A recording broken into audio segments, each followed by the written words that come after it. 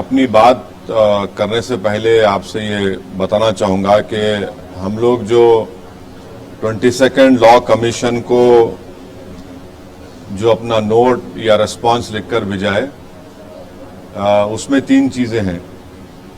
एक तो एक रिस्पांस नोट है, दूसरा उसमें हम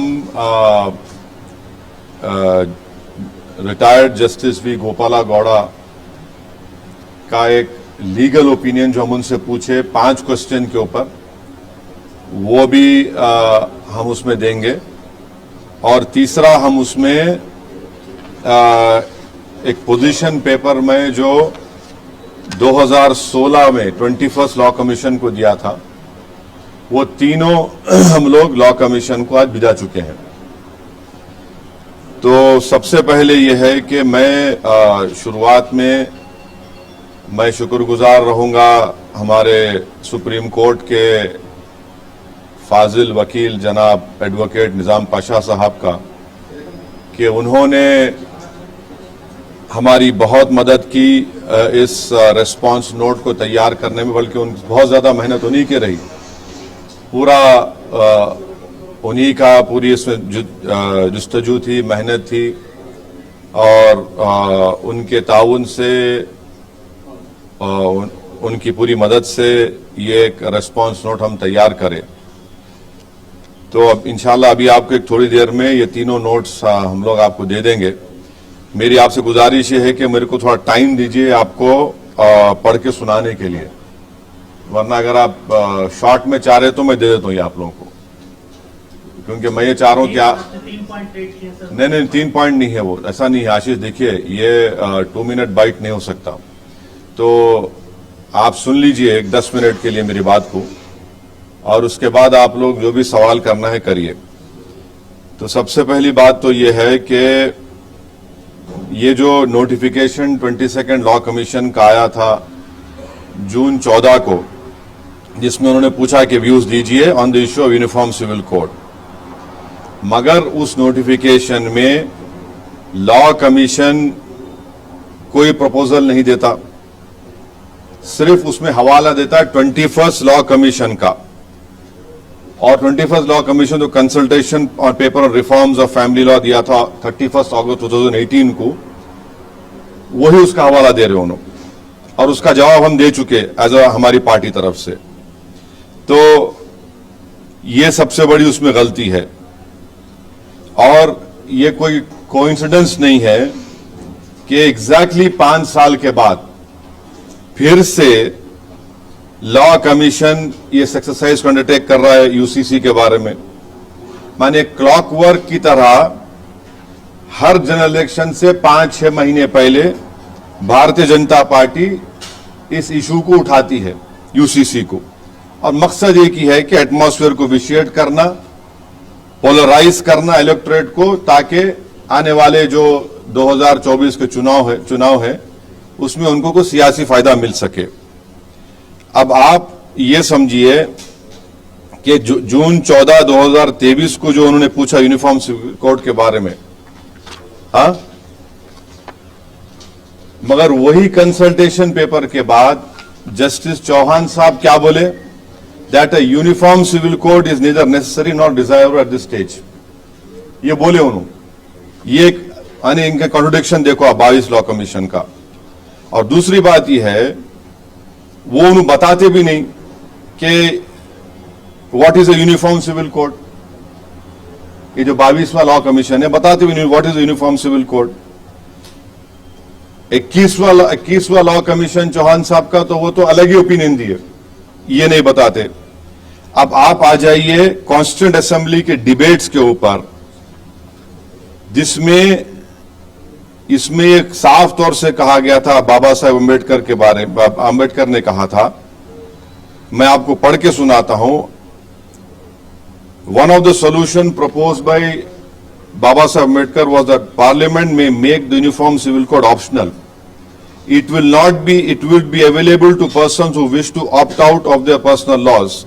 Dr. Ambedkar further assured the members of Constituent Assembly that therefore no one need to be apprehensive of the fact that if the state has the power, the state will immediately proceed to execute or enforce that power in a manner that may be found to be objectionable by the Muslims or by Christians or by any other community in India. We must all remember, including members of Muslim community who have spoken on the subject, though no one can appreciate their feelings very well, that sovereignty is always limited, no matter even if you assert that it is unlimited, because sovereignty in the exercise of that power must reconcile itself to the sentiments of different communities. अब important सुनिए आप, no government can exercise its power in such a manner as to provoke the Muslim community to rise in rebellion. I think it would be a mad government if it did so, but that is a matter which relates to exercise of power and not to the power itself. So, इससे it is clear from the text of Article 44 itself, as the debates in Constituent Assembly, that UCC was contemplated an exercise that involved disruption and upheaval to yield one size fits all.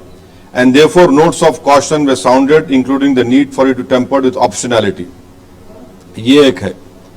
दूसरी बात ये है कि the exercise of the reform of specific personal laws of individual religious communities proposed in the consultation paper, यानी consultation of 21st Law Commission, that it finds its basis not in Article 44 but in entry 5 of list 3 of 7th schedule of the Constitution. Such an exercise of codification or alteration of individual laws of individual communities requires a more focused consultative process with draft laws being placed for comment and the participation of stakeholders from the affected communities being sought. As such, the consultation paper, just by virtue of sheer breadth of issues it has covered, was grossly unequal to the task it set out for itself.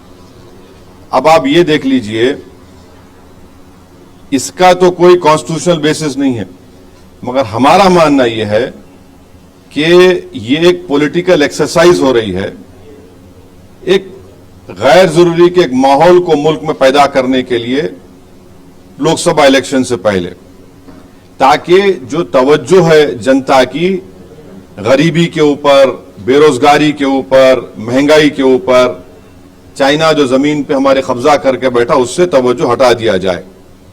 और हमारा मानना ये, हमारा apprehension ये है कि deliberately uniforms, there is a reasonable apprehension that by deliberately confounding the difference between UCC on the one hand and piecemeal reform of family law on the other, the present government wishes to avoid political consequences of obliterating the diverse customs prevailing in various Hindu communities that are presently protected under the various applicable statutes, avoid dealing with tribal practices that have been granted protection or a constitutional scheme, and skirt the issue of tax benefits available to the Hindu undivided family, each of which is necessary concomitant of a UCC that is enforced throughout the territory of India. Instead, it is reasonably feared that such an exercise will merely isolate Muslim personal laws and subject them to a reform process solely for political gain, and justify this process as being in furtherance of mandate Article 44, thus claim fulfillment of election promise.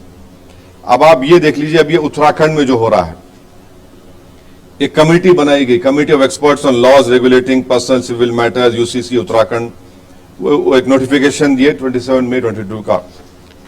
हमारा मानना ये है, it is not in furtherance of article 44 of the Constitution, any code of law applicable only to one state is by its very definition not uniform throughout the territory of India, which is the clear language of Article 44. Therefore, it is clear that both at the center as well as the state level, the bogey of UCC is being raised only to target the Muslim community and polarize the atmosphere of political mileage. अब आप ये देख लीजिए, हमारा जो अब previous objection का first point क्या है, इस देश में इमेंस डाइवर्सिटी है विद इन वेरियस ग्रुप्स और द लीगल ट्रीटमेंट. अच्छा, जो legal treatment which is meted out to cultural communities differs immensely and is non-uniform. For example, Muslims and Christian citizens of the country cannot access tax rebate under Income Tax Act available to Hindu undivided families. This reflects not only a mistreatment of how Muslim and Christians are treated in the country, but also reflects how accumulation of caste capital continues to receive legislative and constitutional protection. It is obvious that Adivasi and Dalit communities do not have access to accumulated intergenerational capital and therefore cannot seek taxation benefits under existing legislation. Secondly, the term UCC appears in Directive Principles The law commission has not clarified again how uniform is confused with the common civil code. It must be emphasized that our constitution makers clearly noted that code will never be imposed on the citizenry merely because of citizens. Third, unlike Hindu law, which operates on strictly priestly and legislative interpretation, Islamic law, along with Adivasi and Dalit social practices, is not uniform and extremely contingent on context, cultural practice, social relations. Therefore, one sees that despite a permission of polygamy in the community, Muslims in practice rarely practice it. In other words, Muslim personal law and equal gender rights are never seen as contradictory but consistent with each other in practice. Fifthly, for codified Hindu law, family and social relations are extremely diverse within communities. For example, in Hindu Marriage Act under Section 2 recognize the rights of Adivasi communities to continue practicing their own customary law. Similarly, within Muslim various groups and subgroups observe extremely varying practices. Each of these practices is considered by such groups to be within the umbrella of Sharia or Muslim personal law. Such communities include sects such as Shia, Sunni, but also cultural groups such as Kachi Memons and Mapila Muslims, and schools of thought, Hanafi, Jafari, Salafi, and other denominational schools of thought. Each of these groups' practices are influenced by each of these aspects. What are the aspects? And they cannot be classified into single monolith identity. The diversity of the country is too vast to be raised by single legislation of parliament. 6. Codification of personal law does not equate with equal rights. Besides the example, it must be noted that Hindu Marriage Act 1956 does not recognize that parties to marriage must exercise their consent. इस्लाम में कबूल है पूछते आपको, Hinduism में कबूल है नहीं पूछते, आपके रिचुअल्स जो मुकम्मल हो जाते शादी हो जाती. Number 1. However, are complete with a valid marriage. However, under Muslim personal law, unless the parties agree to marry each other, no marriage is valid. Any vitiation of consent makes a marriage void in Islam. 7th, a voluntary, secular, non-religious civil code already exists in the statute books in the form of SMA, JJ Act 2000, Indian Succession Act 1925. However, it is recommended the voluntary personal law system also be recognized. आप recognize करो इसको. Any community that seeks to preserve its distinct religious culture and social practices under Article 25 and 29 of the Constitution must have the legal avenue to do so. 8. The operation of Muslim personal law shows that it is far more progressive than positive statutory laws like Hindu Marriage Act. In awarding maintenance and ensuring social care of women, relevant studies show that women receive a significant better deal under Muslim personal law than under laws. The abolition of such progressive and protective measures for Muslim women solely for achieving superficial uniformity will result in absurd amount of injustice for Muslim women. Finally, the impact of abolishing personal and customary laws will not only be felt by Muslim communities in the country, but will also harm constitutional protection guaranteed to citizens of the country. These include constitutional protection to Nagaland, Mizoram under Article 371A, 371G. Furthermore, cultural rights of Adivasi groups under Schedule 6 Constitution are also violated by any common civil code. In addition to religious rights protected under Article 25 of the Constitution, the most significant violation will be Article 29 of the Constitution. अब आप आखिर में देख लीजिए कि the UCC debate is ingrained bias in favor of the religious morality of the majority community. ये पूरा UCC का जो डिबेट है, religious majority of majority community को आप इंपोज करना चाह रहे सबके ऊपर. The starkest example of this is the law of divorce. इसका एग्जांपल दे रहा हूं आपको. जो consultation paper 21st law commission दिया था, consultation paper proposes that unilateral divorce by a Muslim man should be penalized. The debate in public domain has vilified unilateral divorce, which in turn has prompted petition Supreme Court challenging talaq-e-ahsan, talaq-e-hasan. The two अब दो ही बचे हुए, the two remaining forms of unilateral divorce by Muslim man. हम ये क्यों बोल रहे? The underlying assumption debate has always the process of divorce under Hindu Marriage Act 1956 is a superior method. यही तो बोलो मेजॉरिटी जो मोरालिटी है. When one more or more of adultery, cruelty, desertion, unsoundness of mind or conversion, other faith has to be alleged and proved before a court in trial before divorce can be granted. Hindu marriage act में आपको बताना पड़ता है adultery, cruelty, desertion, unsoundness of mind, conversion to other faith, और उसको court में proof करना पड़ता है before divorce is granted. Similarly, grounds are seen in Divorce Act of 1869 of Christians. This applies to divorce between Christian and Special Marriage Act that is usually cited as a shining example of egalitarian and uniform law. अब आप इस्लाम में क्या है देख लो आप. इस्लाम में यह है कि पहले तो आप हिंदुइज्म में हम बता दिए आपको कि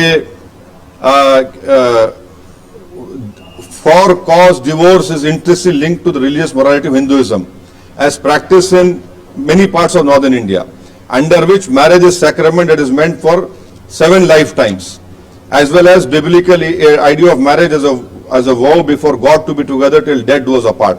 In this understanding of marriage, a judge sitting as arbiter of societal morality must find the existence of grave intervening circumstances which most oftenly qualify as sin or curse in religion before the marriage can be dissolved. This is in stark contrast to the Muslim personal law, under which the basis of divorce is the inability of spouses to live together or the choices of either of them to dissolve the marital tie and move on rather than determination of cause or arbitration of guilt.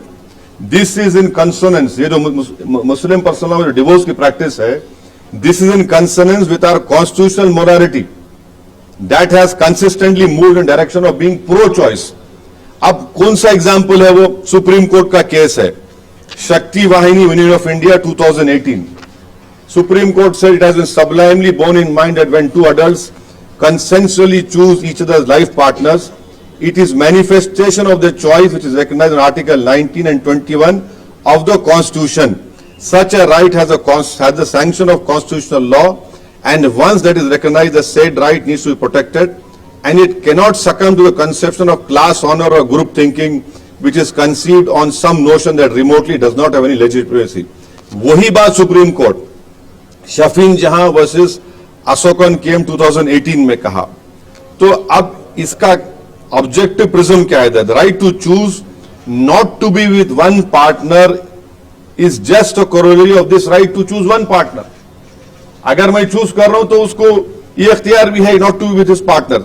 Society opinions on the desirability of continuation of the marital relationship, even at the cost of personal happiness, cannot be allowed to stand in the way of right to choose of either party to the marriage.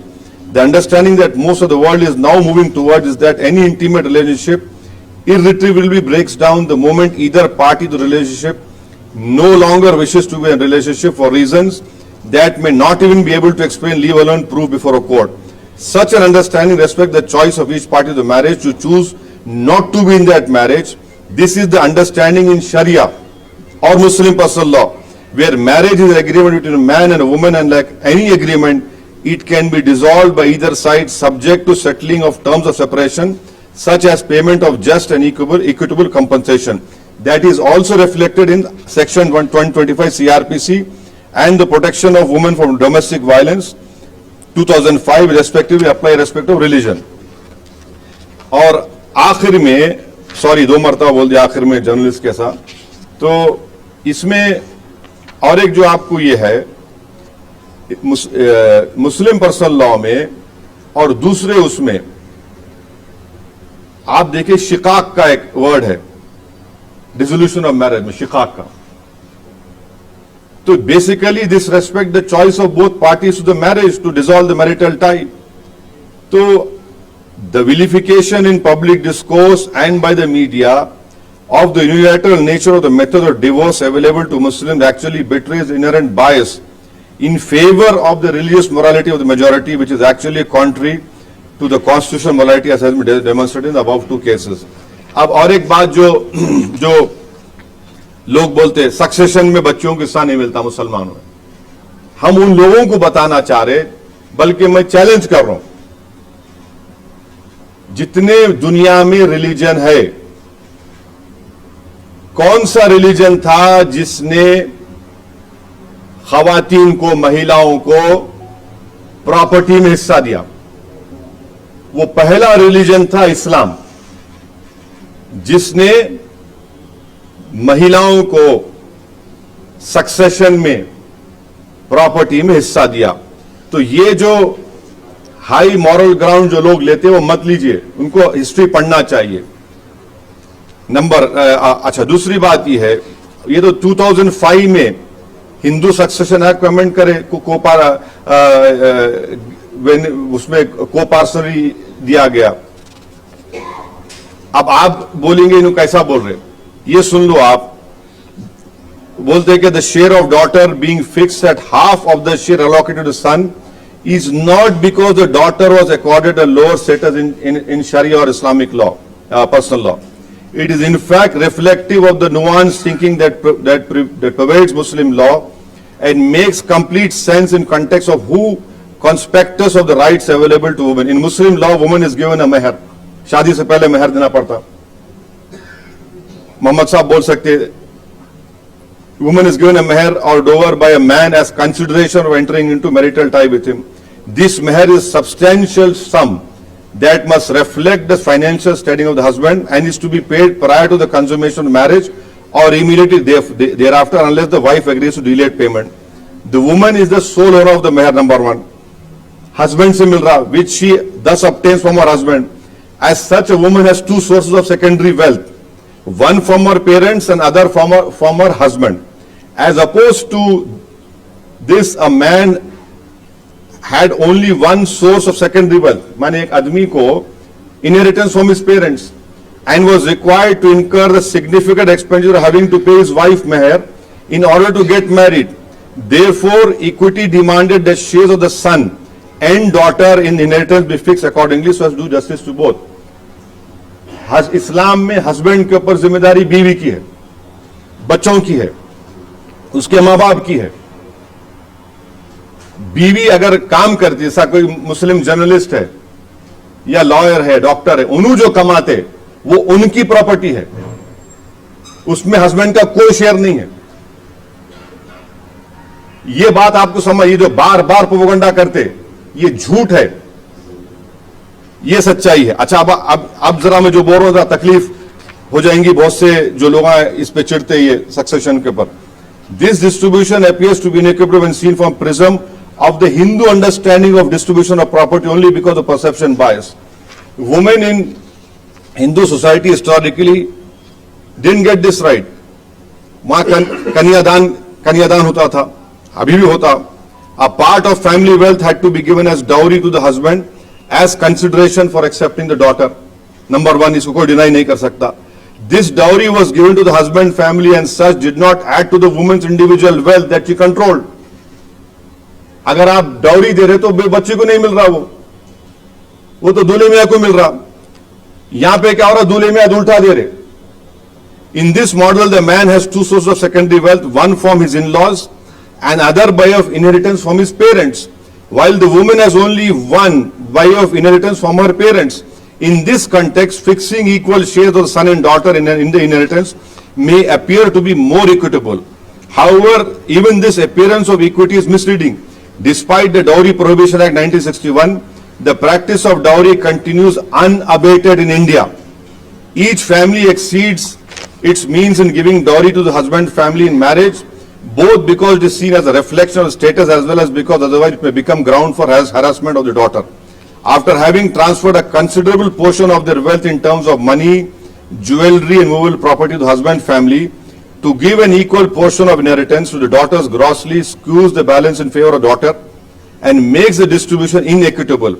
The immediate consequence of this is that each family must then look to recoup this lost family wealth by demanding it from the family their son marries into, which makes dowry a self-perpetuating social evil. Once again, our constitution has taught us equality does not mean distribution of equal shares to all, but involves a more nuanced understanding of differences and allocating shares that are equitable on a more holistic view of how different individuals are differently placed. Therefore, Muslim law of succession is in fact more equitable given the complete paradigm of personal law that it sits within. And if we don't ask the majority to abandon their customary laws in favor of this more equitable system, we should at least demand and expect that Muslim law be spared the majority's clamor for uniformity. Conclusion में हमारे note में ये है, We urge the Honorable Commission to not to allow itself to be made a tool for political propaganda simply on account of the approaching election and drop this enterprise. However, if this Honorable Commission wishes to proceed with exercise, it must do so with seriousness and meaningful way, explaining what it means by Uniform Civil Code and placing a concrete proposal for public comment, giving adequate time for stakeholders to respond. Our country comprises of communities that are diverse and far removed. Adivasis of Madhya Pradesh, Bodos of Assam, Madigas of Andhra Pradesh, Telangana, Siddhi Muslims, Kachi Memons, Gujar Bakrawals of J&K. Our constitution gives each of them right to conserve their way of life and recognize their personal laws and customs. I would urge this Honorable Commission to recognize this legislating away personal laws. To follow such unclear goal of uniformity will mean that it will undo the gains made under 73 years of working of our Constitution, where each of these personal laws have been refined by constitutional courts. Before concluding, I would reiterate that any attempt to creating a mandatory UCC today will go against Article 19, 25 and 29 of the Constitution of India and undermine the intent and purpose of founders of Article 44 itself. अब Justice V. Gopala Gowda साहब को हम 4 question पूछे. Number 1 query था, आप time बचाने के लिए मैं आपको आप खुद पढ़ लो वो 4 क्वेरीज क्या थे. एक था, what is the scope of article 44 of constitution of India and whether the parliament in exercise legislative power under relevant entry number 5 of concurrent list of seven schedule of the Constitution can bring reforms of personal laws be justified though the said article has a specific limit ambit. तो ऐसे हम लोग second question query पूछे थे, whether codifying certain aspects of personal laws of certain communities on the basis of proposed law commission consultation paper and concern article 44 the same are violation of fundamental rights guaranteed under article 25 and 29. Third हमारा query था, whether codifying personal laws under the guise of Article 44 would not impact the pluralism within these minority groups, religious groups such as Sikhs, Buddhists and Jains, who are governed by provision in Hindu law. Fourth, whether Uniform Civil Code as contemplated under Article 44 of the Constitution of India would not adversely impact the legal status of Hindu undivided family as provided in Hindu law. Fifth, whether the statutory enactment of Uniform Civil Code by Uttarakhand state in exercise legislative power would not be contrary to Article 44 of the Constitution of India as a jurisdiction throughout the territory of India. तो ये पहले last question जो है ना, आप उसको पहले ले लेते हैं, जो उत्तराखंड का आजकल बहुत वो चल रहा है. Honourable justice V Gopala Gowda retired साहब क्या बोल रहे, can a state make a law, state मानी state government make a law on UCC. Uniform Civil Code essential refers to a common set of laws governing personal matters such as marriage, divorce, adoption, inheritance and succession as per Schedule 7 of the Constitution. Such subjects come in concurrent list entry number 5 wherein powers to legislate vest with both Parliament and state legislature. Accordingly, the state legislature may introduce amendments to the personal laws enacted by Parliament, but it cannot be stretched to include an enactment of UCC for a particular state. तो उत्तराखंड का UCC नहीं बोल सकते उसको. If Uttarakhand or any state government brings any such legislation, it will require presidential assent under Article 254 of the Constitution of India. UCC in Article 44 of the Constitution mandates UCC throughout the territory of India, which was confirmed by the then Law Minister in February 2022. This constitutional position is further confirmed by the manifestos released by political parties. For instance, UCC was a part of manifesto of 2009 general elections, but was not specifically highlighted in the manifesto of the party of Uttarakhand Assembly elections. Therefore, I am of the view that Uttarakhand state government enacting the statutory enactment Uniform Civil Code is not sustainable in law. ये अब आपको जो 4 queries जो हम पूछे थे उसमें से इंपॉर्टेंट मैं आपको बता देना चाह रहा हूं, जिसमें गोपाला गौड़ा साहब वही बात बोले जो हम अपने नोट में दिए कि बाबा साहब अंबेडकर क्या बोले थे आर्टिकल जब ये आर्टिकल 44 आर्टिकल 35 था, डिबेट हो रही थी. फिर उन्होंने ये भी उसमें लिखे अपने ओपिनियन में, Shri BN Rao, the constitutional adviser to the constitutional assembly stated directive principles are intended as moral precepts for the authorities of the state they have at least an educative value. The great jurist Sir Ivor Jennings thought they were only pious aspirations.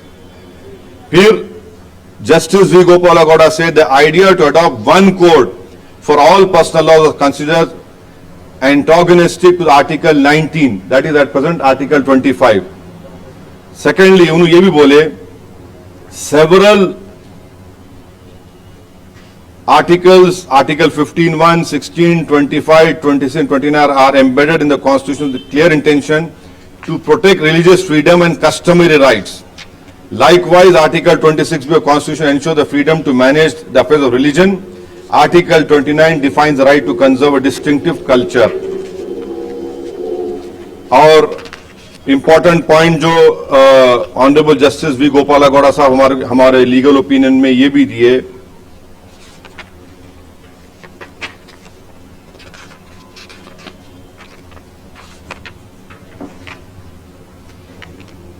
Judgements का हवाला देके वो बोले, perusing this judgment, it's obvious that the court has absolutely no idea. ये एक जज लिख रहा है. Perusing these judgments, it is obvious that the court has absolutely no idea what a UCC looks like and what such a court should do. In each case, it has been offered as a panacea for a particular issue with which the court was faced, as though the only problem with India's personal law is not their misogyny or obsolescence, but the lack of uniformity. The court in all these cases cling to Constitutional Directive Article 44 as it were a clear articulation of the idea what UCC is.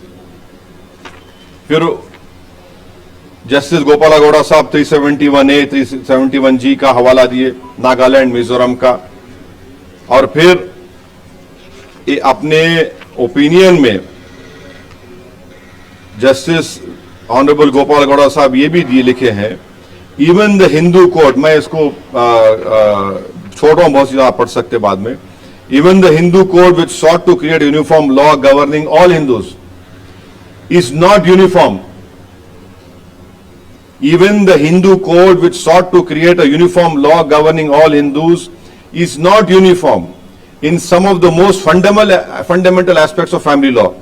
The validity of marriage is linked to the customs and ceremonies of the particular community. The inheritance rights of the members of family is different for communities in Kerala and Tamil Nadu. Who is capable of being adopted also depends on the custom and usage. The Hindu Minority and Guardianship Act 1956 does not automatically apply to members of scheduled tribes. The claim that since Hindus, अब जो claim करते ये UCC होना बोल के, the claim that since Hindus are governed by uniform law, why not everyone else falls flat? Why not everyone else जो बोलते, it falls flat at the very first step. The law is not uniform for all Hindus in the first place. While no doubt the Hindu code makes several aspects of Hindu personal law uniform, it leaves custom and local practice undisturbed in several aspects. अब BJP के UCC बोलते है ना, गोवा में है. Even the much touted example UCC, the Portuguese Civil Procedure Act 1939, applicable to all communities in Goa, इसमें भी exception है. क्या exception है? It has different rules for Catholics, different rules for other communities, and it even recognizes bigamy for Hindus. अगर कोई Hindu lady को 25 और 30 साल के दौरान बेटा नहीं हुआ तो उनके हस्बैंड सेकंड शादी कर सकते गोवा में, ये उसमें है. If UCC, justice V Gowda साहब लिख रहे, if UCC is really about uniformity, it will remove the requirement of religious ceremonies for the validity of marriages, abolish the concept of co-parcenary property, and remove all distinctions between converts and non-converts over the inheritance property. देखो आप, remove distinction between converts. Hindu marriage law में divorce का ground है कि अगर के husband और wife convert हो गए, वो डिवोर्स का ग्राउंड है, डिवोर्स का ग्राउंड है वो भी.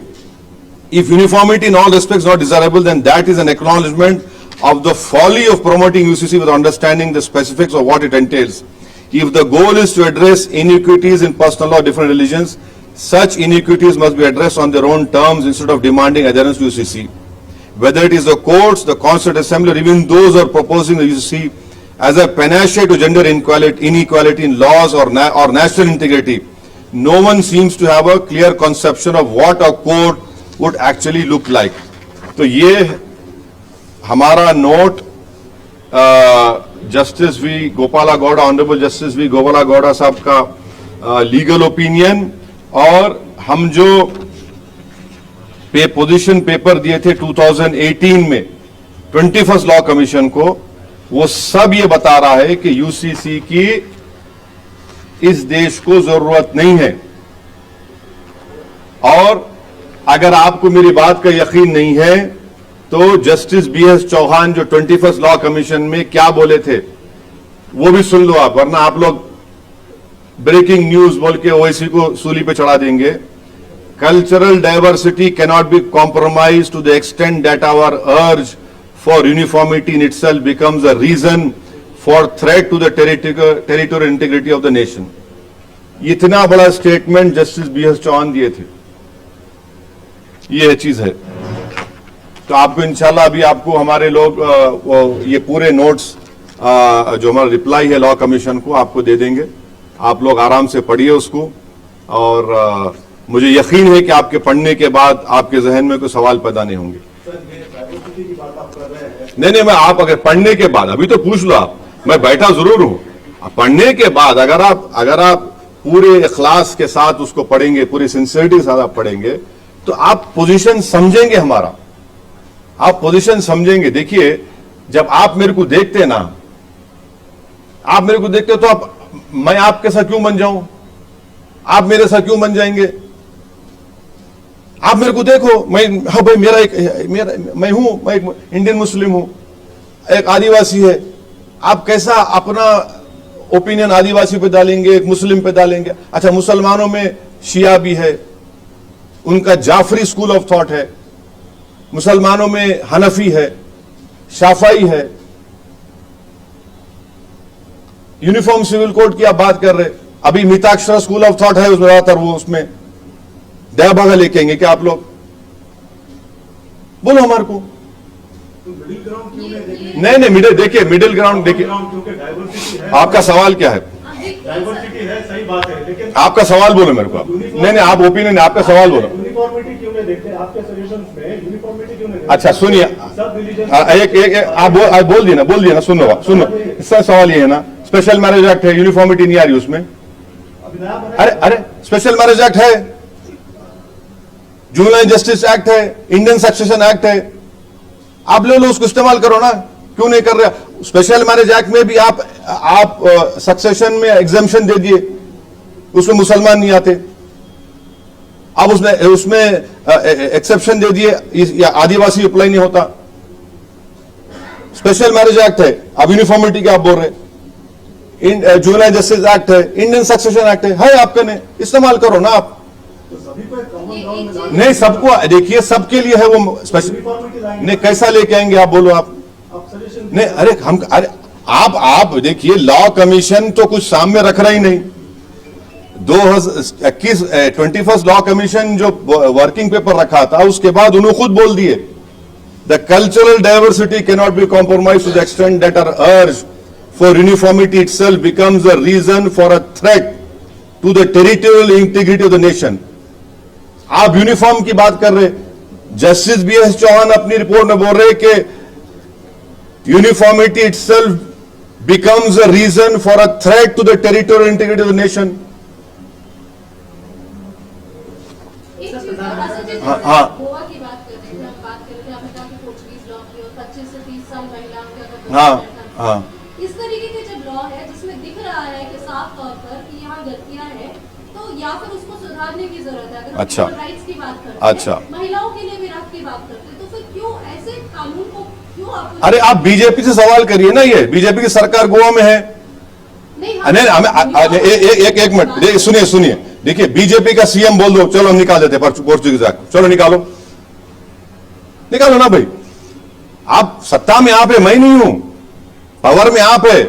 आप गोवा में खड़े रह के आज बोल दो हम निकाल देते, बोलिए गोवा में आप खड़े रह के नागालैंड में जाके बोलो, नागालैंड में आज भी सीआरपीसी अप्लाई नहीं होता, नागालैंड में बोलो आप, चलो। अच्छा, वो भी नहीं करते ना, आप चलिए आदिलाबाद में हमारे जो गोंड ट्राइब्स हैं उनको बोलो हम लाएंगे, हिम्मत है तो बोलो।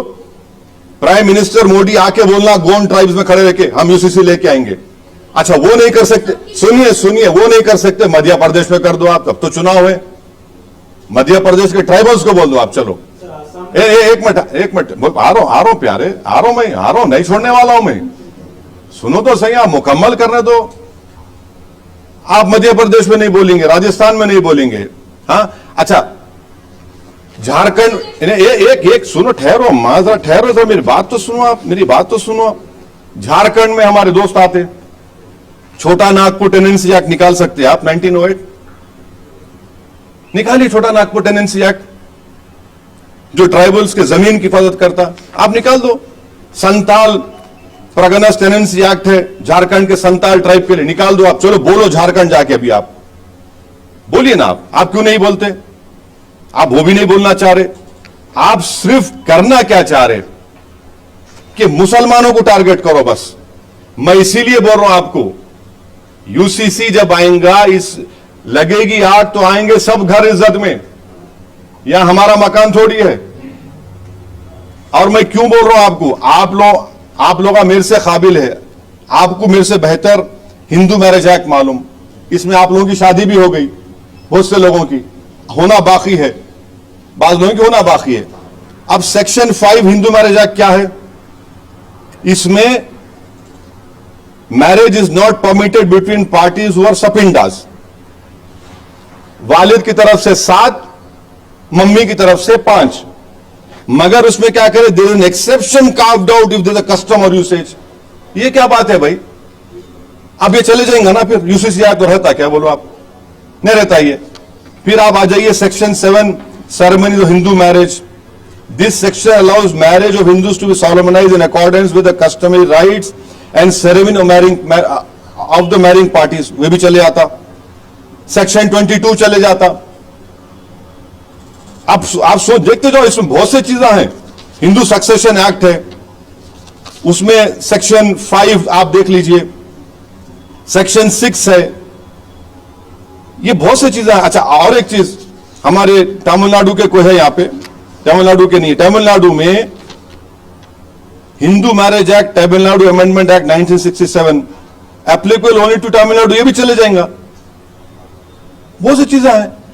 आप लोग देखिए, आप लोगों को हम ये बोलना चाह रहे, यूनिफॉर्मिटी और कॉमन लॉ में फर्क है। बाबा साहब अंबेडकर क्या बोले, इसको मैंडेटरी मत बनाओ, ऑप्शनल बनाओ। पढ़ो आप डिबेट्स को, वो बीजेपी पढ़ना नहीं चाहती उन चीजों को।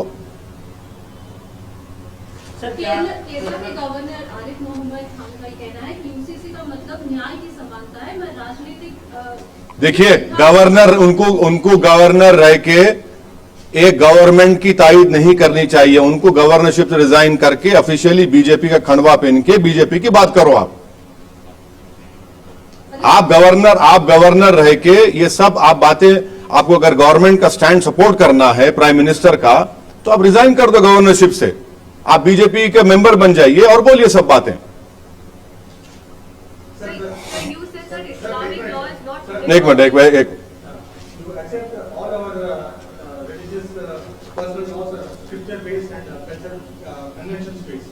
I don't know. One minute. I have not understood. What do you mean? I accept. No. You tell me. What you rephrase that question. Please rephrase that question. Don't make me accept which I don't accept. Okay. एक minute रुको, मैं बोल। When we are talking about a secular democratic party, country, with population 55% of Indian population is below 30 years. So सारी युवा वो चाहती है कि उनके social attitudes and social aspirations, international and global practices से मुताबिक रहो, irrespective of religion, class, caste and gender. So what is your question? You are making a point. We are how are you addressing the issues of the youth? Number one. Baby producing country, sir. We are baby producing country with 55% population. Okay, right. Now, I understood. You are talking about a demographic dividend with India is number one, right? Yes. I want to ask this government, what have they done? If 50% of population at the age of 28, how many jobs have they given? What have they done? In last 9 years, what have they done? And this demographic dividend will not last forever. It will last till 2040 only. No other country in the world has a demographic dividend. And how do you take forward this demographic dividend and turning it India into superpower is by you giving them jobs. And you know that in the government of India data says, which came out recently, that in 2020-2021, 1,80,000 Muslims are missing from higher education. Who's responsible for that? Please tell me. Various states, and the only state where the rate has not dropped is Telangana. What has this government done? You have stopped the fellowship of Maulana Azad to minorities, which includes Muslims in that. You have restricted pre-matric scholarship. Every empirical data says that the dropout happens at the primary level. You have stopped giving scholarship. And thirdly, country like Singapore and Israel, their law accepts Muslim personal law. For Israeli Muslim citizens, Muslim personal law is there. In Singapore, Muslim personal law is there. This argument of a Prime Minister or BJP, do Qanun. I happened to study in England, fortunately. And I have a degree to show. Wherein in Scotland has a different CRPC, England has a different criminal procedure. US, every state has different laws. Our country has different laws. Different laws are there every state का हर जगह पर है. UP में तो अब आया ना anticipatory bell का, पहले तो था भी नहीं वो. So it is the responsibility of the government to look at this demographic dividend. But why do you want to finish off this pluralism? That is my concern. Any एक minute इसको बोल. Sir, with regards to any religion, it's not perfect. And you've said that, I may have missed a word here, but Islamic law is not uniform, context-based and culture-based, and if you use another word that is missed. What I want to ask you is... Just hold on. You see, in Islam, you have Shias who follow the Jafari school of thought. Imam Jafar as-Sadiq radiallahu ta'ala anhu. You have Hanafis, which are majority in India. Then you have Shafais. The Kachi Memons have also their own customary practices are there. This is what I meant. There is so much of pluralism in this. And it is there.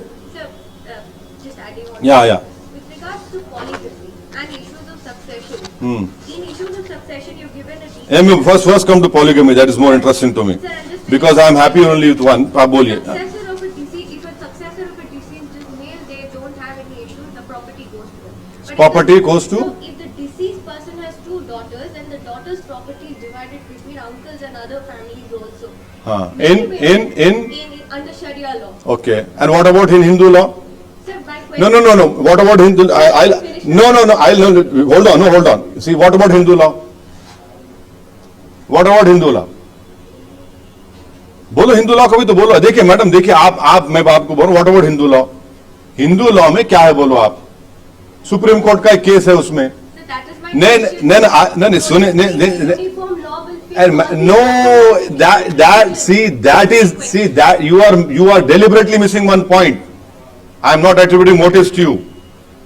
You are protected under customs as a Hindu to do what you want to do. That is what I am saying. आपको protection है custom का. मैं ये बोल रहा हूं कि मैं आपको 1-2 दिन में एक चार्ट बना के आप सबको देता हूं कि मुस्लिम महिलाओं को कितने प्रॉपर्टी के शेयर्स मिलते. सबसे ज्यादा शेयर मिलता मुस्लिम महिलाओं को. 10 जगहों से मिलता. 10 जगहों से मिलता.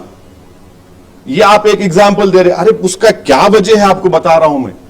उसकी वजह क्या आपको बता दूंगा मैं. 10 अनफॉर्चुनेटली मैं देर हो गई मेरे को रात में. मैं आपको कल ही देता हूं बना कि आज शाम तक देता हूं. आप देख लो, देख के फिर आप क्योंकि आपके सर्वे में आप करे वो सब चीज आओ. नहीं ठीक है, नहीं ठीक. वो आपको 10 जगहों से मुस्लिम महिलाओं को प्रॉपर्टी का शेयर मिलता. उसमें है चीजें ये. Kerala में हाल ही में couple they converted to a different Hinduism, in fact, to protect the to secure the future of their daughters, otherwise the property will go to the brothers now or the sisters. Do you think that, and it's not just, my question is not just pertaining to Islam, even with Hindus or any kind of religion, there are these aspects which are controversial. Don't you think a uniform civil code will address those concerns? And why are you attributing that this is going to be a Hindu civil code? Exactly it is. Exactly it will be, because it will be majority and morality which will be imposed on the minorities and the Adivasis and the Christians and the Sikhs. You are against the two forms of talaq which are legally available to me. You want me to give divorce on the basis of how divorce is given within the Hindu community. Why should I follow you? Why should I follow you? मैं क्यों follow करूं आपको? आपका तरीका क्यों अपनाऊं मैं? आपको पूरी इजाजत है आपका तरीका डिवोर्स का, आप करिए। आप मेरे को क्यों बोल रहे हैं आप? यानी मैं 7 साल तक 4-4, 5-5 साल तक खींचता रहूं, वो दिखाऊं मैं? भाई इररिकंसिलेबल डिफरेंस बता रहा हूं, मेरे को तलाक हो जाता। 125 CRPC है मेंटेनेंस के लिए। ट्रिपल तलाक तो खत्म हो गया ना, अब तो आप चीखा नहीं मार सकते, रो भी नहीं सकते, अब आप है ही नहीं। अब ट्रिपल तलाक का मैं 3 मरतबा स्पीचेस में बोला कि triple talaq will be a grave injustice to Muslim women. It is happening now practically. आप दारुसलाम में बैठो मेरे साथ, छोड़ के भाग गया साहब, छोड़ के भाग जा रहा हूं उन्हें। उसके वजह हम क्या बोले थे कि निकाह नामे में आप ये लिख दो, निकाह नामा इस्लाम में शादी एक कॉन्ट्रैक्ट है मैडम, हिंदुइज्म में जन्म जन्म का साथ है। हमारे को एक जन्म काफी है बीवी के लिए। आओ, शादी मेरी शादी हो के 28 साल हो गए, ये हाल होगा मेरा। एक और क्रिश्चियनिटी में marriage is made in heavens, हमारे पास कॉन्ट्रैक्ट है। कॉन्ट्रैक्ट में लिखो आप, हम बोले पार्लियामेंट बोले यू राइट दिस इन, आप लॉ बना दो कॉन्ट्रैक्ट में। अगर आप ट्रिपल तलाक देंगे तो मेहर का 200% बढ़ के देना, और breach of contract will lead to criminal case also. नहीं, आप क्रिमिनलाइज कर दिए मोदी जी उसको। अरे निकाह कॉन्ट्रैक्ट है, उसको क्रिमिनलाइज कर दिया आप, और वो भी सबसे ज्यादा सजा 2 साल की सिर्फ मुसलमानों को है, दूसरों को नहीं है। आप देखते जाओ कैसे आ रहे हैं लोग, वही तो हम बोल रहे हैं आपको। सर, आपने कहा कि नोटिफिकेशन लॉ कमीशन ने व्यू पूछा है, कोई प्रपोजल नहीं मगर उसमें आशीष, उसमें वो लोग क्या किए, उन्होंने उसमें हवाला दिए 21st लॉ कमीशन का, उसी उसमें नोटिफिकेशन में। तो हम ये बोल रहे जब आप वो दे रहे हैं तो फिर आप खुद उसको मान रहे हैं उस रिपोर्ट को, जस्टिस चौहान साहब की। इसी से लगा सवाल है सर, ये कहा जा रहा है कि उत्तराखंड का, जिसका आपने भी जिक्र किया, उत्तराखंड का जो ड्राफ्ट है यूसीसी का, वो कहीं ना कहीं सेंट्रल का जो केंद्र सरकार का जो है लॉ कमीशन का जो ड्राफ्ट है वो उससे पिक किया हुआ, उसके ऊपर बेस्ड है। नहीं, आपने उत्तराखंड के ड्राफ्ट को देखा है? नहीं, देखिए जस्टिस वी गोपाला गौड़ा साहब का ओपिनियन का लास्ट लाइन पढ़ रहा हूं। Therefore, I am of the view that the Uttarakhand state government enacting the statutory enactment of UCC is not sustainable in law. आप यूसीसी नहीं बना रहे उत्तराखंड में, आप सिर्फ पर्सनल लॉज को जो कंकरेंट लिस्ट में उसको अमेंड कर रहे हैं आप। अच्छा, दूसरा सवाल था आपका पॉलीगेमी का, आंसर नहीं दिया मैं आपको रिक्वेस्ट करूंगा, टाइम्स ऑफ इंडिया अखबार है जुलाई 28, 2022 का, आप पढ़ो उसको। उसमें क्या लिखा हुआ है कि पॉलीगमी 1.9 मुस्लिम्स में है, 1.3 हिंदूज में है, 6% का फर्क है, फर्क है। दूसरे कम्युनिटी 1.6 है। अब यहां पर एक बात मैं आपको बताना चाह रहा हूं, इस्लाम में और नॉन मुस्लिम्स में सेकंड वाइफ है तो सेकंड वाइफ नहीं मानते उसको मिस्ट्रेस बोलते। इस्लाम में सेकंड वाइफ है और उसको राइट टू मेंटेनेंस मिलता, अलग घर मिलता। दूसरे आपसे सेकंड वाइफ रख रहे, उन्होंने आपके वाइफ नहीं है, उन मिस्ट्रेस है। तीसरी बात, अभी सुप्रीम कोर्ट ये डिसाइड करने वाला है कि शादी मर्द में हो सकती है, औरत में हो सकती है क्या? सुप्रीम कोर्ट अभी डिसाइड करने वाला है वेदर एक मर्द दूसरे मर्द से शादी कर सकता क्या, एक औरत दूसरे से शादी कर सकती क्या। अभी सुप्रीम कोर्ट डिसाइड करने वाला है। चौथी बात यह है, आप लिव इन रिलेशनशिप को लीगल कर दिए ना, लिव इन रिलेशनशिप को लीगल कर दिया आप। जब वो लीगल कर दिया फिर इसके पीछे क्यों पड़े हुए भाई आप? यानी अगर उन्हें शादी कर लिया, फर्ज करिए, मगर बोलता मैं लिव इन रिलेशनशिप करूंगा, मुर्गी जैसे चोंच चोंच मारता रहता हर जगह पे उन्हें, वो मर्द हो, आप शादी कर लिए ना, लिव इन रिलेशनशिप में हूं मैं, आप अलाउ कर दिए, आप अलाउ कर दिए उसको। ये तो आप लीगली, आपको व्यू पॉइंट बोल रहा हूं मैं, आप पॉलीगमी बोलते हैं। नॉर्थ ईस्ट में पॉलीएंड्री है, सुप्रीम कोर्ट में केस भी है। क्या पॉलीएंड्री क्या है? एक औरत 4-4, 3-3 मर्द से शादी करती। यह कल्चर का हिस्सा है उनके। आप ऐसा शॉक मत हो जाइए, ये उनके कल्चर का हिस्सा है, पॉलीएंड्री है उसमें। अब टीवी पे बैठने वाले मुसलमान 4 शादी, अरे क्या पॉलीएंड्री के बारे में बोलो, ये है, ये हिस्सा है, ये भारत का कल्चर है, ये ट्राइब्स का कल्चर है ये। और नॉर्थ ईस्ट में आप प्रॉपर्टी का बोले, आप ये बात क्यों नहीं पूछते मेरे से? नॉर्थ ईस्ट में एक ट्राइब में सबसे छोटी बेटी को बाप की पूरी जायदाद मिलती। अब क्या हुआ बोलिए उसका, सबसे छोटी बेटी को। डिफरेंट, यही तो भारत की खूबसूरती है। आज इंडिया में ट्राइबल्स की आबादी 2011 में 9 करोड़ बताए थे, अब कम से कम 11.5 करोड़ की आबादी है। आप करना क्या चाह रहे हैं इस देश में? करना क्या चाह रहे हैं बीजेपी इस देश में? नहीं, कैसे लाएंगे आप? उनको एक ऑब्सेशन है, 1 नेशन 1 इलेक्शन, 1 नेशन 1 टैक्स। अब तो मोदी जी बोल दिए 1 नेशन 1 फर्टिलाइजर। अब क्या बात है, 1 फर्टिलाइजर हो सकता है क्या पूरे इंडिया में? अच्छा, और एक चीज आप लोगों को बता रहा हूं, आप कानून बना दिए ना, अब आप ये बताइए कि 9 मिलियन गर्ल्स आर मिसिंग 2000 से 2019 तक। 9 million girls are missing in India from 2000 2019। हम फीमेल इन्फेंटिसाइड का कानून बना दिए। 86% उसमें किसके है बोलो आप, किसके? मुसलमानों के है क्या? बोलिए ना। हम जो यूसीसी की बात करते, जो महिलाओं की मोहब्बत की बात करते, बोलो फिर। ये 9 मिलियन यानी करीब उत्तराखंड की आबादी हो जाती, मिसिंग है। देख लिए बच्ची है, निकाल दो पेट से। सर आपने अभी एक डेलीगेशन, हाँ, आसाम के चीफ मिनिस्टर अगर बिल इंट्रोड्यूस करेंगे तो उन्होंने आसाम के ट्राइबल पे लागू करेंगे।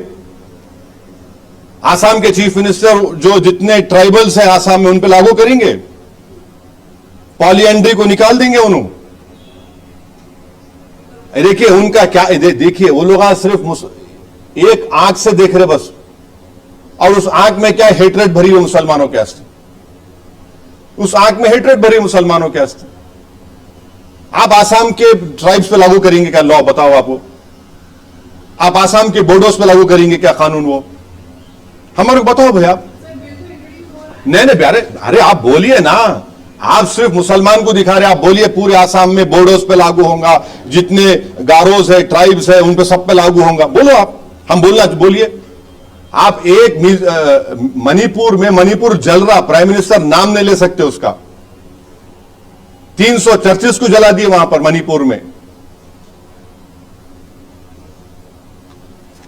When you're talking about नहीं सर, बोलिए एक minute mass. Sir, assuming BJP is going to, the central is going to table the bill in the parliament in August, if DRS decides to abstain from voting, how do you take it? You see, I cannot answer for any other political party. We have met the Honorable Chief Minister, a delegation comprising of the members of Muslim Personal Law Board, members of Telangana, and the religious organization heads of Telangana had met the Honorable Chief Minister, Janab K. Chandrasekhar Rao. He categorically told us, and subsequently the CM has issued a press notification also, which you have carried, wherein the Chief Minister had told his delegation that we will oppose the Uniform Civil Code. I don't know what strategy they will adopt. I cannot speak for what strategy TRS party will adopt, but I hope and I have faith in what the Chief Minister has told us, that they will oppose the UCC. Sir, related question. Go ahead. One last, irrespective of religion, India is following the common criminal law. So people ask why can't a common civil code be implemented? No, you don't follow common criminal law. No, you don't. You don't. I'm sorry, sir. You are being misinformed. The state government has various amendments to CRPC. No. How can that be common? Many amendments are there to CRPC. State governments have made amendments to CRPC. One amendment which might be there in one state might not be there in another state. So how can it call? No. How can you call it common? IPC is common. No, sir. You cannot run criminal procedure only based on IPC. You have to have CRPC also, na? No. See, that is what I am saying. You use this argument of procedure, and you use this argument as a Hindu to protect your customs in every law. What is this? You have to understand that procedure and everything, when it comes together, you implement the CRP, you implement the criminal law. CRPC amendment आप हर जगह कर रहे, आप कर रहे नहीं कर रहे? रिलेटेड क्वेश्चन सर, उन्होंने बीआरएस का जिक्र किया। कांग्रेस ने अभी तक यूसीसी पे अपना रुख साफ नहीं किया। इनके नेता कहना है कि पहले सरकार के ड्राफ्ट को देखेंगे, उसके बाद तय करेंगे पार्टी का रुख क्या है। कांग्रेस एक मेजर अपोजिशन पार्टी है, वो इस पर इसका स्टैंड जो है क्लियर नहीं है, इसको कैसे देखते हैं? अब क्लियर नहीं है तो फिर अच्छा पैगाम दे रहे आप देश को कि आप क्लियर नहीं है। आप क्लियर नहीं है, अच्छा पैगाम दे रहे आप पूरे आदिवासियों को, क्रिश्चियंस को, जैन्स को, बुद्धिस्ट को, मुस्लिम्स को अच्छा पैगाम दे रहे हैं। हम क्लियर नहीं है भाई, हम खुद कंफ्यूजन में हैं। ऑल्सो सर, अपोजिशन यूनिटी की मीटिंग हो रही है क्या? आप उसमें आशीष उस पे बात होनी चाहिए। अपोजिशन देखिए अपोजिशन यूनिटी की मीटिंग पे मेरे को मत बोलिए, क्योंकि मैं अनटचेबल हूं उन लोगों के लिए। अब वो लोग बात करेंगे नहीं करेंगे ये उनके ऊपर मुनस्सिर है, मगर हम बताना ये चाह रहे कि हमारे लिए ये एक इशू है। आप तमाम को अपना अपना स्टैंड क्लियर करने की जरूरत है। ये ऐसा नहीं होता कि running with hare and hunting with hounds नहीं कर सकते आप। बस मैं बैठा आराम से एक के बाद एक आने रही पूछो आने रही पूछो। आप आर्टिकल 44 की जिक्र करें sir, which is a directive principle of state policy and UCC is included in that. Are you seeking amendment of that? No, I am not seeking any amendment in that. It is there. But why are we forgetting what about those other 19 directive principles? Why don't you impose a ban on alcohol, please? Do it. Please do it. It is part of directive principle. Please ensure that the wealth of this country is divided equally. Our wealth is now 50%, if I'm not wrong, wealth is with 15-20 individuals. That is also part of directive principle. There are so many directive principles. Why don't you implement that? Why don't you implement that? Why only you are fixed on 144? There are other directive principles. Where is your love for constitution? So your love for constitution is limited to one Article 44. And moreover, please understand, you cannot use Article 44 to take away my fundamental right. That is Article 25, 26 and 29. These are fundamental rights. I have a fundamental right to practice my religion. I have a fundamental right to practice my culture. I have a fundamental right to manage the affairs of my religion. How can you take away that?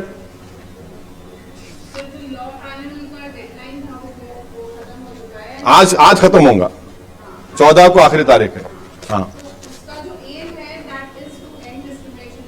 क्या M नहीं, M नहीं है उसका M क्या है आप बोलता हूं आपको।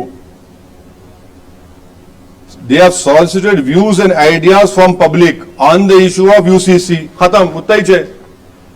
अब उसमें अनेरी आप समझिए इस बात को जो 14 जून को they have asked solicited views and ideas on issue UCC, उसमें क्या बोल रहे थे? The notification of law commission, सुनिए आप, does not put fourth any proposal for comment but merely refers back to the prior notification of 21st Law Commission, including particular consultation paper on reforms of August 31, 2018. उसका तो हम response दे दिए, कुछ भी नहीं है उसमें। आप दो खाली दो दे रहे, आप बना के देना था हमारे को, ये है ये है, ये कुछ भी नहीं है। So when you talk about the marriage, हाँ? when you talk about Hindu Marriage Act or several other acts, हाँ. do you believe, thinking about UCC will bring about a loophole yet again for the minorities, for the service of the minorities? Now, Anand Marriage Act amendment was made in 2012, which amended the Anand Marriage Act 1909. This amendment was introduced as special and specific act to register marriage for Sikhs only. If UCC comes, this will go away. This act specifically recognizes Anand Karaj, the ritual of Sikhs, and allows for registration of marriages under the said act. चले जाएगा वो. That is why the Shiromani Gurudwara Parbandhak Committee, I'm thankful to them that they've opposed UCC. Delhi Chief Minister initially supported, but his own Chief Minister of Punjab said no, no, no.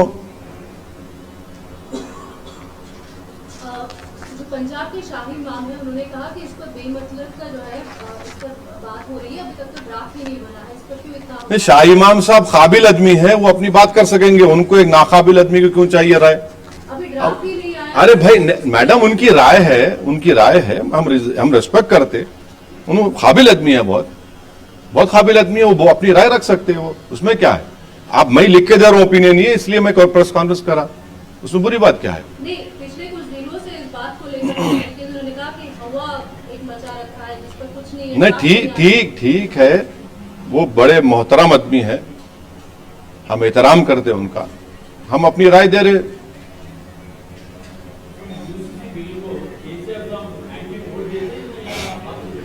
हाँ, मैं क्या हूं अभी? मेरा मेरा मेरा मेरा identity क्या है अभी यहाँ पे? नहीं, आप सुनो, आप सुनिए, मैं सुनिए, मैं ऑल इंडिया मजलिस इत्तेहादुल मुस्लिमीन का एक जिम्मेदार हूं, एमपी हूं, मैं अपनी पार्टी की बात कर सकता हूं। केसीआर साहब मुस्लिम डेलीगेशन को ये एश्योरेंस दिए हैं कि वो यूसीसी की मुखालिफत करेंगे, और उन्होंने ये बोले कि हम इस मीटिंग की इंपॉर्टेंस की वजह से, वो बोले कि मैं अपने दोनों पार्टी के लीडर्स जो राज्यसभा लोकसभा उनको बुला लिया, मैं केशवराव साहब को और हमारे नामा नागेश्वरराव साहब को उन्होंने बुला के बिठाए और बोले कि देखो भाई क्या करना है। थर्डली केसीआर ये भी बोले कि मैं लाइक माइंडेड पार्टी से भी बात करूंगा, और केसीआर साहब आप बोल रहे हो बाहर नहीं निकली बात, उन्होंने बोले आपके दोस्त को भी बात करो आप, तो मेरा साहब जगन मेरा दोस्त है, मैं जगन से भी बात करता हूं, ऐसे बोले आपके जाके मिलता हूं मैं, मेरे को बोले खाना लंच को असद भाई लंच करके बात करेंगे, मैं बहुत दिन से बोल रहे हूं, अनफॉर्चुनेटली उनकी मसरूफियत मेरी मसरूफियत की वजह से नहीं जा सक रहा हूं, बट मैं हमारे उनके पार्टी के एमपी मिथुन रेड्डी साहब से बात किया, मैं उनको कन्वे किया, मैं मिथुन रेड्डी साहब के सर आप प्लीज आपके लीडर को बोलो आप, उन्होंने बोले बिल्कुल वैसे साहब हम हमारे लीडर को बोलेंगे। तो ये मीटिंग में ये हुआ। अब आप लोग इतना why are you jumping the gun, माने क्यों आप लोग इतना पर वो हो जा रहे हो? क्या करते हो उस दिन?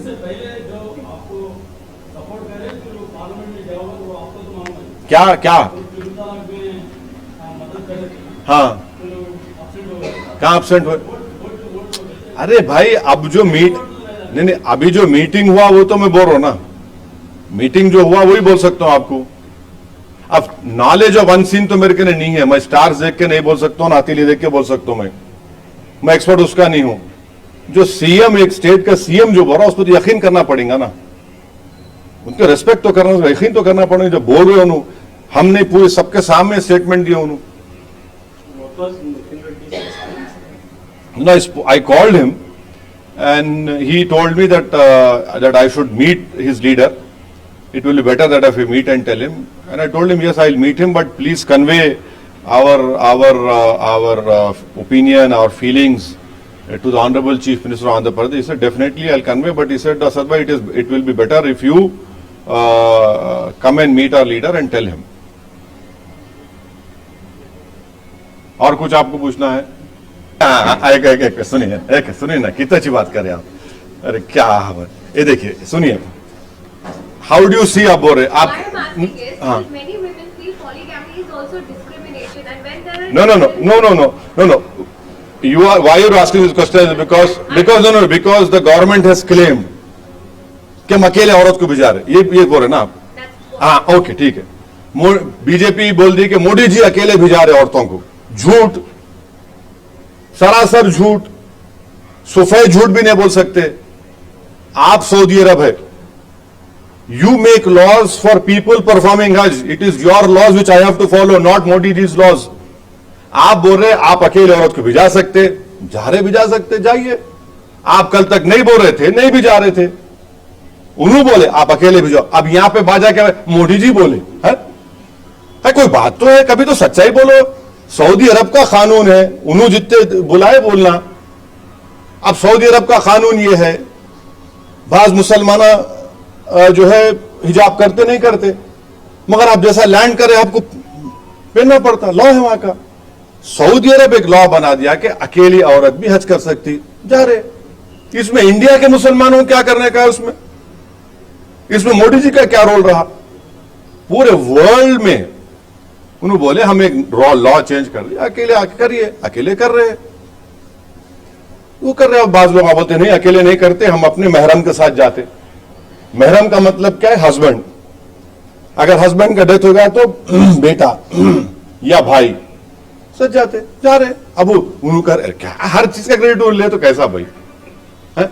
अब कल के दिन सऊदी अरब में कहीं तेल निकलेगा, वहां गए थे वो निकला, बोलेंगे उनको पे बात है.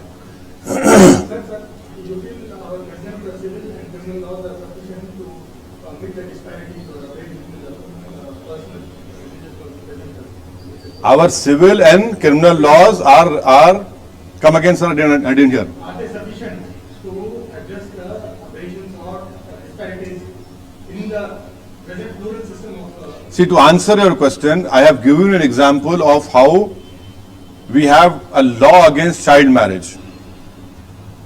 But 86% of child marriages happen in non-Muslim communities. We have a law.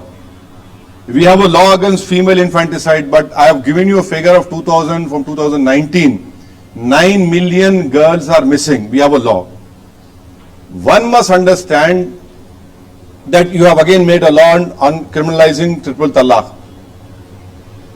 Laws cannot bring societal reform. What we require is reform within the society.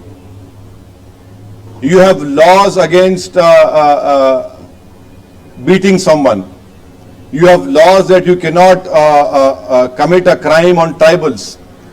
What we see in Madhya Pradesh is that one upper caste Hindu was urinating on a tribal. You have laws. Reform has to happen. You have laws that people, right to dignity is a fundamental right. But you, day in, day out, we had seen a video that one Muslim was made to lick a feet of a person who was beating him black and blue. It is not the laws. How do we change as human beings? Yes, we require laws, but what about the change that should be brought in? You have laws on murder and kidnapping, but Nasir and Junaid were picked up and burned alive. So don't assume that laws will get you desired result. It is a society which needs to be transformed, reformed. How do you change? And that change should happen from within. Laws है आपको, बना रहे laws आप.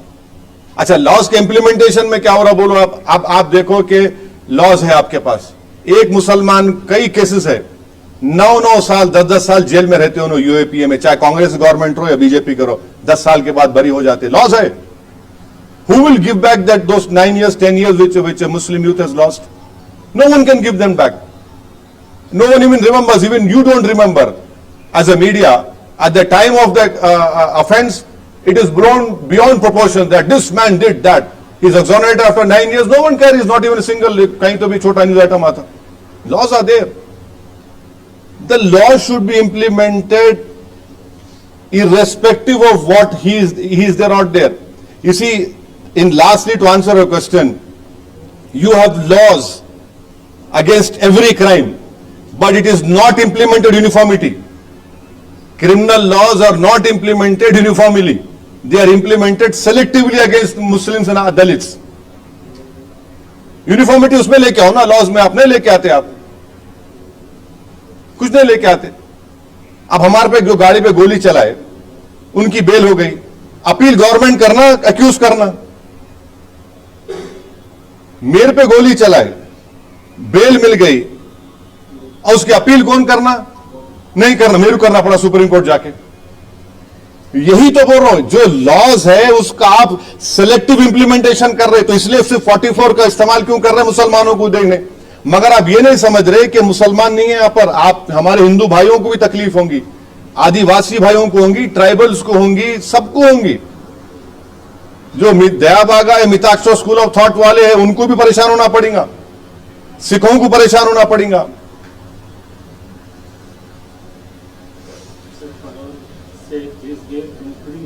हो गया कम, अब क्या करूं? आप डन सर, अब अलग सो गया, कितना बोल रहा हूं, हो गया. नहीं, पानी की जरूरत नहीं है, बहुत बोल सकता हूं. वो पानी पिलाना हमारा काम, पीना हमारा काम नहीं है. हाँ बस है, बहुत हो गया. You read my note, it is self explanatory. हाँ, लाइव कैसा जुम्मा है. रिलीजियस टेक्स्ट में ये लिखा हुआ है कुरान करीम में कि आप 4 कर सकते, मगर एक आपके लिए अच्छा है, आप इंसाफ करो, जस्टिस करो बोल के आया कुरान में. और जस्टिस करना बहुत मुश्किल है इंसान के लिए, बहुत मुश्किल है.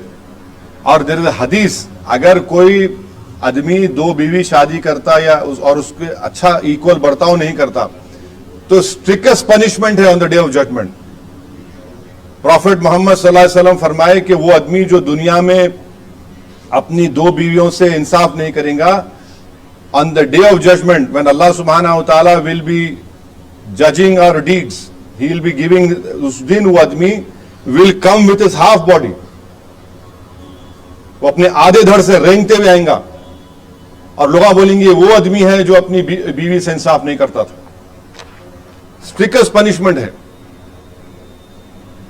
मगर एट द सेम टाइम अगर सेकंड मैरिज करते तो मुस्लिम पर्सनों में बीवी है, मैरिज है, उन्होंने वाइफ है, उन्होंने मिस्ट्रेस नहीं है, उनको इस सोसाइटी में इज्जत मिल रही कि ये औरत बीवी है.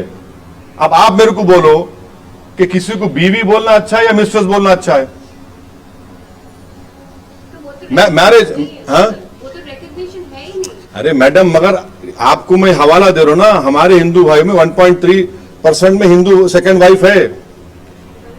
अच्छा, अभी तो सुप्रीम कोर्ट तय करेगा मैरिज बायोलॉजिकल मैन और बायोलॉजिकल मैन में हो सकती क्या, बायोलॉजिकल वुमेन या बायोलॉजिकल वुमेन हो सकती क्या, वो सुप्रीम कोर्ट तय करेगा अभी.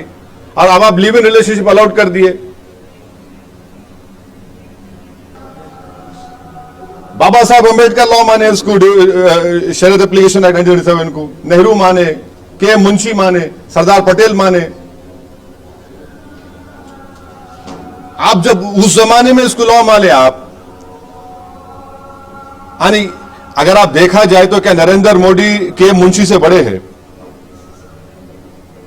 नहीं है ना. वो लोग लॉ माने उसको. कॉन्स्टिट्यूंट असेंबली के जो हमारे फोर फादर्स चुनू माने उसको लॉ. आज आप बोल रहे नहीं उसको हम कुछ करेंगे. और प्राइम मिनिस्टर बोलते वो इस्लामिक कंट्री. अरे कहा मेरे क्या करने का भाई, ये मोनार्की है, वो मोनार्की है, वो बादशाहत है वहां पे. वो कंट्री में ऐसा होगा, हाथ काटते क्या, चोरी का कानून हाथ काटते क्या आप? वो बात ही नहीं है ना.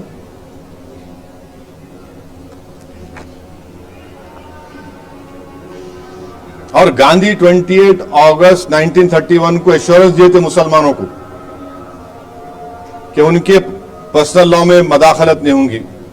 कांग्रेस अक्टूबर 1937 को बोली थी ये बात, और नेहरू अप्रैल 6, 1937 को ये बात बोले थे. कांग्रेस पार्टी को याद रखना चाहिए चीजों को. मैं अपील नहीं कर रहा हूं, खाली याद दिला रहा हूं। बाद लोगों का सेलेक्टिव एमनीसिया हो जाता ना, तो याद दिला रहा हूं खाली। Sir, apart from Jagan, have you reached out to anyone else? No, I have not reached out to Jagan in person. I had spoken to their Lok Sabha party leader, and he told me that it is better if I come and meet his leader, that is the CM of Andhra Pradesh, and I will definitely ask for a time and go and meet the Honorable Chief Minister of Andhra Pradesh. हाँ हाँ हाँ, घर तक पानी आया क्या? नहीं,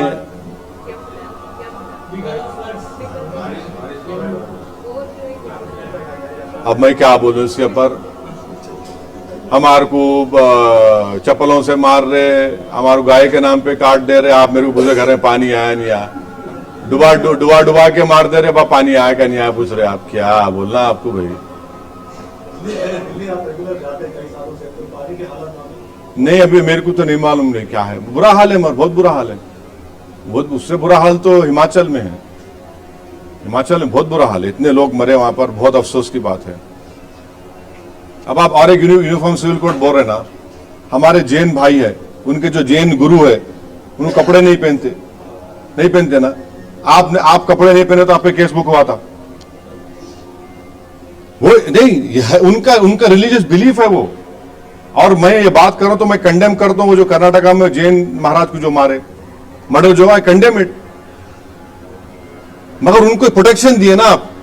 अगर आम आदमी नहीं कपड़े पहना तो फौरन केस बुक हो जाता आप पे।